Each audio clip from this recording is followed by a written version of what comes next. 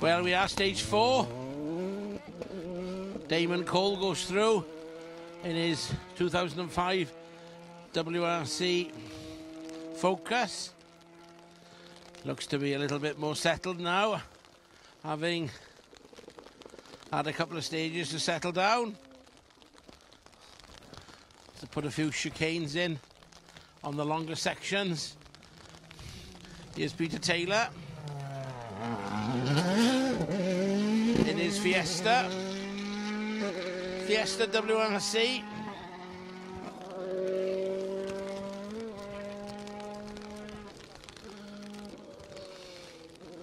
Taylor, no stranger to the Otterburn Ranges. Peter Taylor and Andrew Ruffhead in the Ford Fiesta WRC.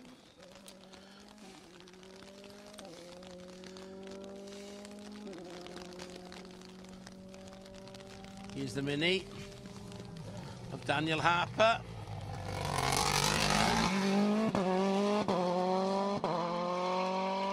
The Mini John Cooper Works WRC Mini.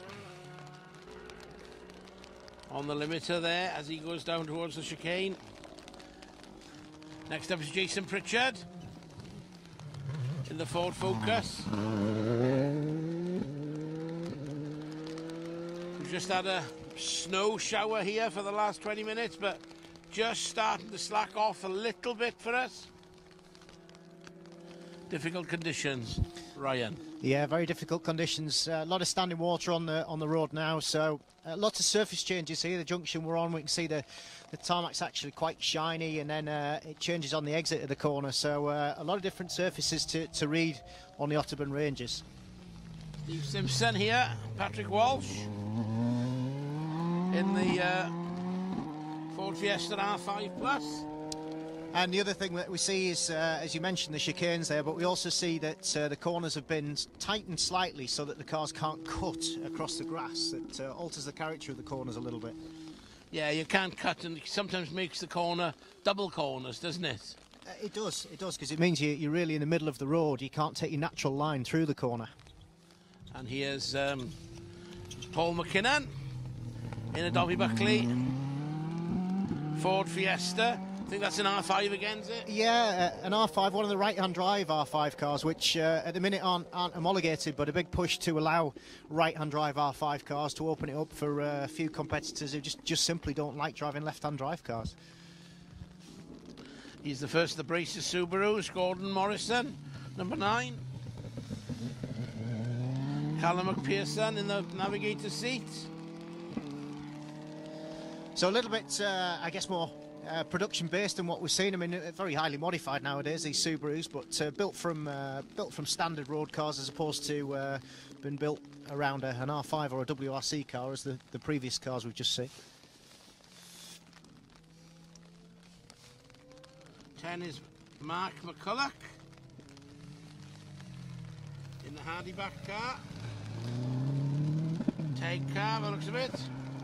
Yeah, we see the Teg Sport number plate on there. Teg responsible for well, highly modifying a lot of these cars that started off maybe life as Group N cars, but now got sequential gearboxes. Some of them even on paddle shift, and certainly a lot more powerful than they were in the Group N days. And here's Ian Patterson. No. 11. David Hardy, sorry. David Hardy in his Subaru, along with... Huh? Oh, looks like we've got an incident over the other side here. Cole has had some kind of problem at the other side junction and had a bit of a spin by the looks of it. Lost a bit of time. Looks like he had a spin going into the cattle grid. We saw a few cars there earlier. It's quite fast downhill, heavy braking. If you get on the gravel, then it's difficult to come back. Probably this water hasn't helped now, you know. And if they've sitting in service, then haven't taken a full wet tyre for the loop. Water would make a bit of a difference at under braking there. Yeah, very difficult to tell now how much grip you've got under braking. I mean, we can see in the distance there, we're seeing a lot of standing water. The cars are actually cleaning it, well, not really clearing it, but you can see a little bit where they're lifting the water as the wet tyres go over it. Oh, and another off. Harper's well off. Harper is well off down the dyke in the ditch. Harper has missed the junction completely and is stuck in the fence. And I think this could have a massive dramatic effect on the championship as Jason Pritchard, the championship contender, goes by. We're gonna up sticks and try and move over there to see what's happened, but there's no doubt that Harper has failed to take the corner and has gone off. Snow still coming down really hard here now. That's a bit interesting, isn't it?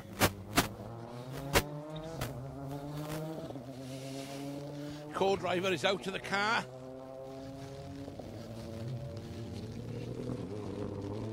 We're just seeing a massive spin for Steve Simpson in the same place under braking, so clearly a lot of standing water here just coming down to the junction. The Mini's off, stuck on the fence now. Looks like Damien Cole maybe took the fence down slightly before, because we've got a lot of fence missing now. Looks like Damon Cole had been in there earlier on and slowing the guys down, but there. Oh, and another one. Here's a spinner. Obviously. Can this guy stop? No. Watch out. Watch out. Watch out. Quite a dangerous situation. It's all right. Dangerous situation arriving here now. Daniel Harper's Mini is stuck in the fence. McKinnon's car has spun and they're off on their way, but Harper is now going to try and get the car out, I think, or at least get it moved further into the field. McKinnon's car was crabbing down the road badly. And here's another one coming. The Marshals are slowing them down. Harper's got the car going. Very, very, very slippery under the brake in there. That's number 10. No, Harper's got it going. Can he get it going? Can he get back out to the field? Oh, he's losing bits. Or is he better? He's safe there, out of the way.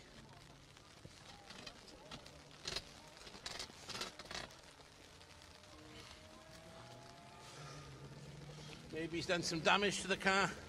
Next up we have the Subaru 11 of Dave Hardy.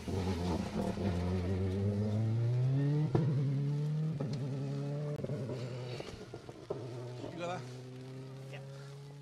Dave Hardy. So just to recap, it looks as though we had Damon Cole off down the dyke. Did Damon go through the fence? Damon went through the fence first, followed closely by Harper, who appears, and then Harper is in the field. Taylor had a spin as well, but Daniel's putting on his coat.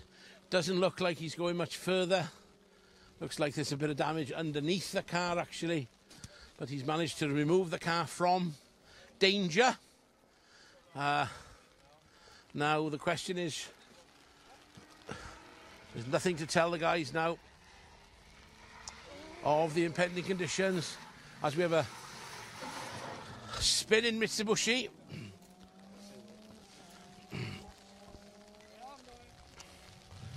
I think you should stay up there, boss. We're seeing the distance now.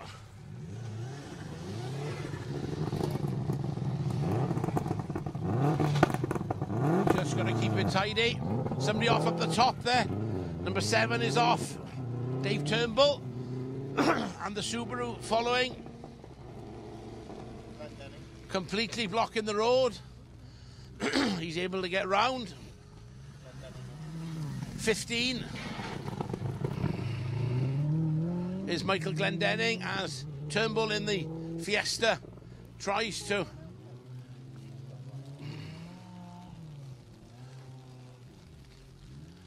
get out without hitting the gate post. Next car's on the stage. Need to make him aware that there is a difficulty here. Just the braking as you come to the arrow there. 17. Lee Hastings manages to come through. Okay, here's the big escort of Rob Snowden. Rob is going way too fast. He's off into the field. As long as he's safe and he's in the field, he's safe. Stuck in the field now, needs a push.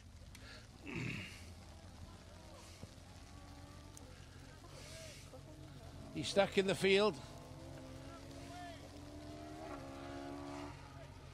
Needs to be slowing them down. This is 20 Ross Busby. Why is he showing an okay board? The escort is in the field. Is he going to carry on? Is he going to try and get back out? The way into the field is the way out normally. Yeah. Up the bank. Navigate to get back in the car quick as you can. Quick as you can. You only got to get to the finish over there. Get off the road.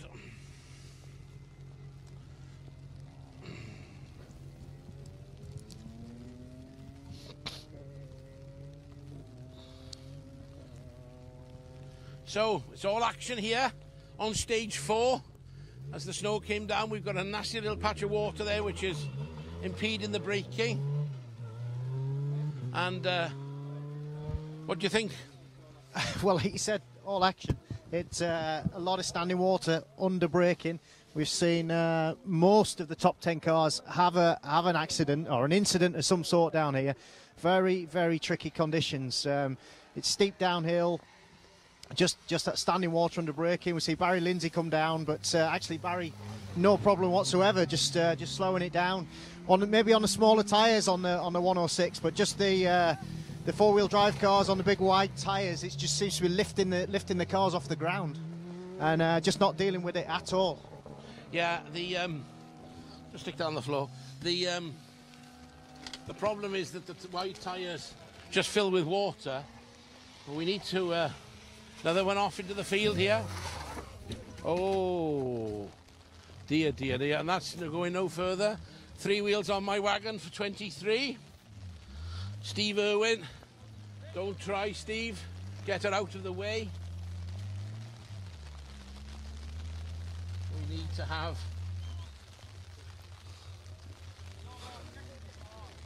Yeah, very, very dangerous conditions really here now. The snow is still falling. It's sleeting. The marshals are slowing the cars down, but once you come in a little bit too quick, then there's just no second chance to stop the car. There's no real snow on the road as such. It's just that standing water that the tyres literally can't deal with under heavy braking.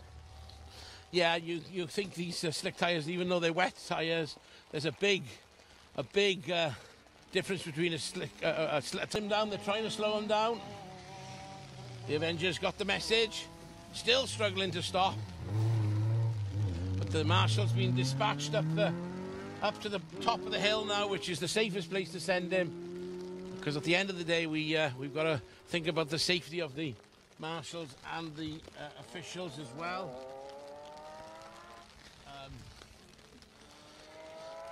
Very, very difficult conditions. Here's the BMW of Keith Robertson. Hits that puddle.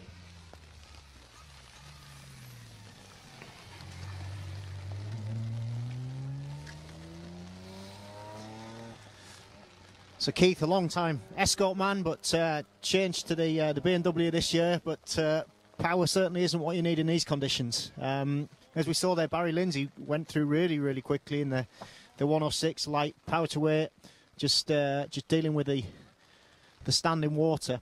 But the other problem is once you do go off the road with tarmac tyres. We're joined here now by Daniel Harper, whose car is unfortunately out of the event and is in the field. Tell us, Daniel, exactly what happened. Well, we came over the crest as usual.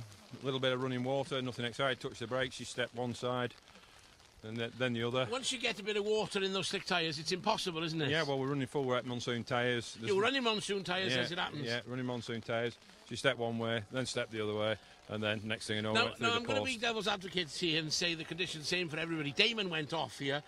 Were you pushing too hard? No, we weren't pushing it hard at all. So you feel quite aggrieved by this? I do feel quite aggrieved. The amount of people that have gone off after us as well, that have wrecked, that have made a mess, and Damon's been off. There should be somebody up there slowing him down. Now the guy is up there slowing him down now.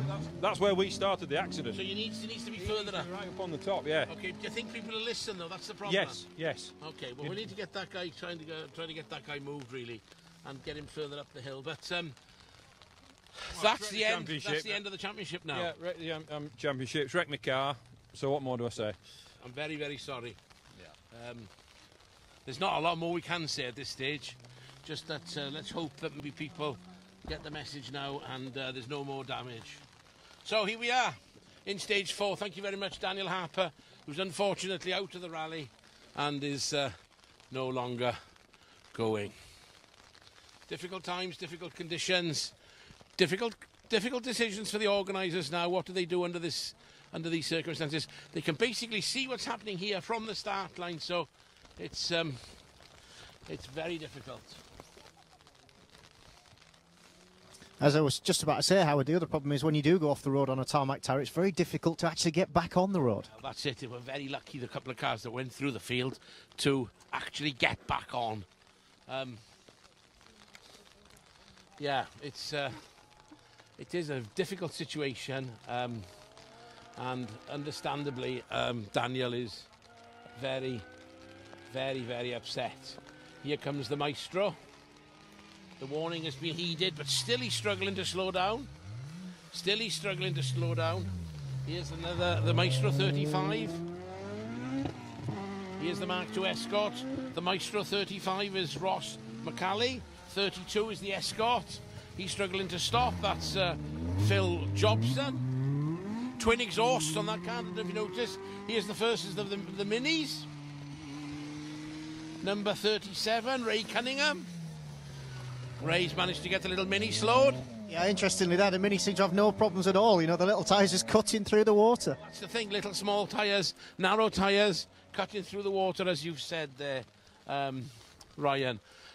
But it's all kicked off here on stage 4, and it looks as though our championship has taken a massive turn. Next is the little Nova. He needs to be slowed. This is the little Nova of 38, Stephen Bethwater. Another that's negotiated it, no problem. And conditions actually, well, the snow has stopped. It's still raining here, but it's of no consolation to these guys who are Mini WRC parked in the field, along with 23 and the little Nova there, Steve Irwin. Yeah, and the Nova was lucky actually not to go over, because he did try and turn into the corner, and so it actually dug in and took the rear wheel off. But to be fair, it's very difficult to hear when you were in that situation. What do you actually do? Do you go off straight? Do you go off sideways? You know, from an impact point of view, you're better off going off sideways and cutting a bit of speed. But from a damage point of view, you're much better off going straight on. Unless there's no easy way. Now the fence has gone. I think I'd opt for the straight on and stop somewhere eventually in the field. In the field and get back going possibly. But again, you know, the little Nova, he's taking the back wheel off. Damage is done. And as you said, you get a split second to make that decision, assuming you get a choice. As we've seen here, some of the cars are actually spinning under braking, and they have no chance to even choose where they want to go off. So it's calmed down a little bit, and unbelievably, the rain seems to have stopped. A shame for Daniel Harper. Obviously came into it on drop scores, fighting for the championship win, and a real shame for it to be decided in such dramatic fashion. So now it's all down to Jason Pritchard. Can he actually get through the rally without any problems and finish? Because again, if Jason Pritchard has problems, the winner in the championship is going to be Wayne Sisson, which, you know, the man even hasn't turned up. So it's all all going to make a completely different story on the rest of the day now. Yeah, and I'm sure Jason's mindset will change a little bit once he gets to the end of this stage. Yes, definitely, definitely. So once he realises, The question is, I'm just questioning now. There's a car going in the distance there. Have they made a decision to pull the stage for any reason? We don't know. There's still cars queuing up at the start. At the end of the day, you know, there's nobody still off. There's nobody injured. So, you know, the challenge is what it is at the end of the day. Now, that guy was going extremely tidy at number 36, Derek Blythe, and he was still struggling to stop. So, you know, it is what it is. Yeah, it just seems coming into the corner. I mean, we see the warning arrow 100 metres before the corner, and the cars go light, and then they go into a compression. And it just seems at that point the cars are just aquaplaning and really struggling to stop for this square right. Come in. This is 39, Clive King.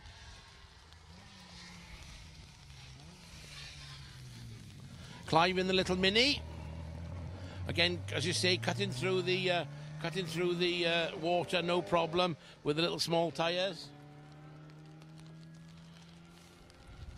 Next up is the Mitsubishi of Ken Brown and Alan Brown, 41, sorry. That's Graham Malthouse and Owen Malthouse in the Evo 6. Taking a very balanced approach.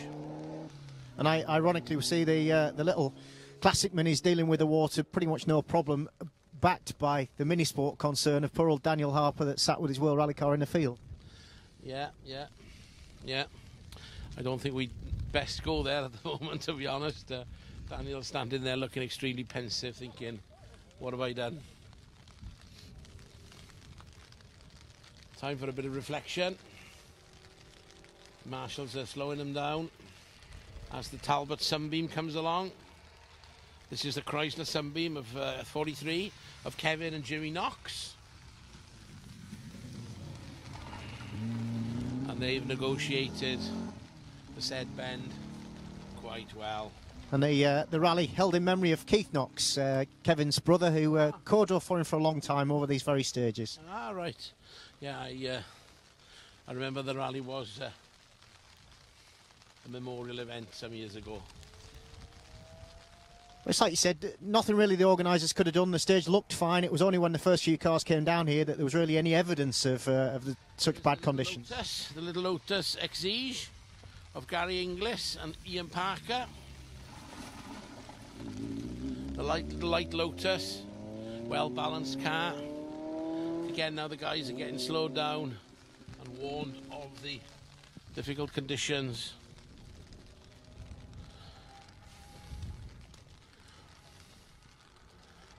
This is the Subaru. No, this is another Mitsubishi.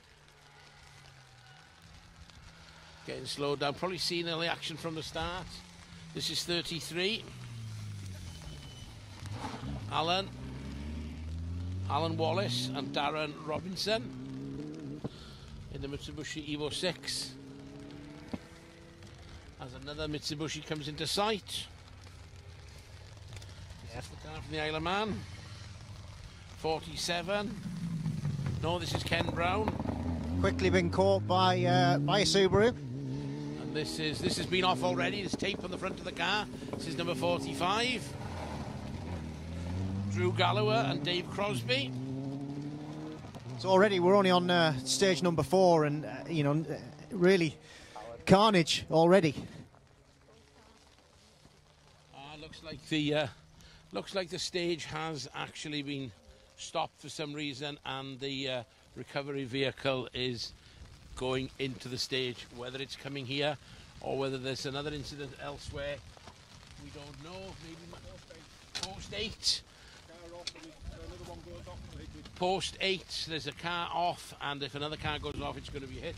So I think that's probably what we'll say for here for now, is to just wind it up until we get the stage rerunning, and hopefully that'll happen. There will be further stages a little bit later on, but we will have to wind up now as the stage gets cancelled, as the Drock Speed car goes through of The Drogspeed boys can at 48. Paul and Julian, followed by 46. Alistair Dalgleish. So obviously if somebody's gone off in a further location, the conditions are very, very difficult. So we'll say goodbye for now and catch up with you